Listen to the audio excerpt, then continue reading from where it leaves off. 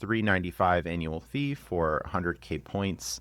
That's really nice. And this offer, again, is a rumor or a leak, maybe intended for employees.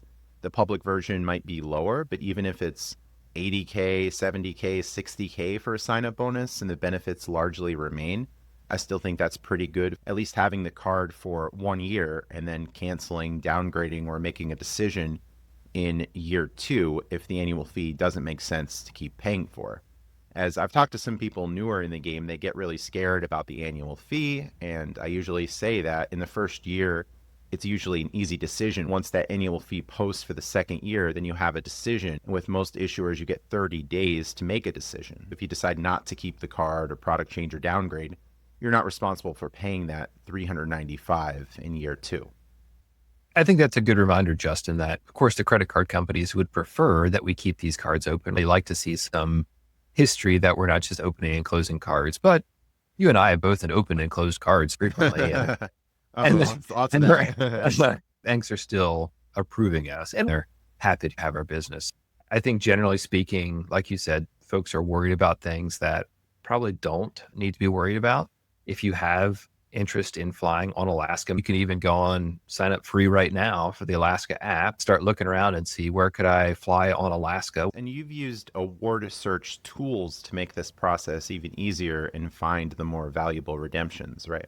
I have. Seats.aero is certainly one of those that usually does a good job finding award availability through Alaska. Points.yeah is another good one. If I'm trying to fly in that Bangkok to East Coast US, maybe it's Bangkok to Frankfurt to Boston, Bangkok to Frankfurt to Toronto. And then if I have to do a cheap economy flight from Boston to New York or Toronto to New York, that's not a big deal because I've flown 95% of the time in business when it really mattered. Oh, nice. And if you go to Boston, of course, you can ride the T with MBTA, Boston's favorite celebrity, Purple Princess Perry on Instagram. Shout out to her, past podcast guest. Lots of fun. A terrific time. Yeah, if I end up in Boston, I'll be reaching out and making sure that I get all the inside scoop on the Boston public transport. Make a connection to make a connection. Back to the Alaska card, it has interesting ongoing earnings.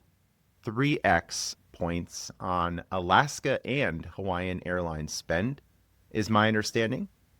3x on dining purchases. And here's one I don't think we've heard before. 3x on foreign transactions or foreign purchases or overseas purchases. I've used the Altitude Reserve 3x mobile wallet while overseas, which also has no foreign transaction fee. But unfortunately, that card is devaluing later this year. The Alaska credit card 3x could be useful for those foreign transactions and a guaranteed coding. I was talking to past podcast guest Mark Kaczynski, and he was lamenting being overseas. Is this place going to code as a bakery, a restaurant? What's it going to be?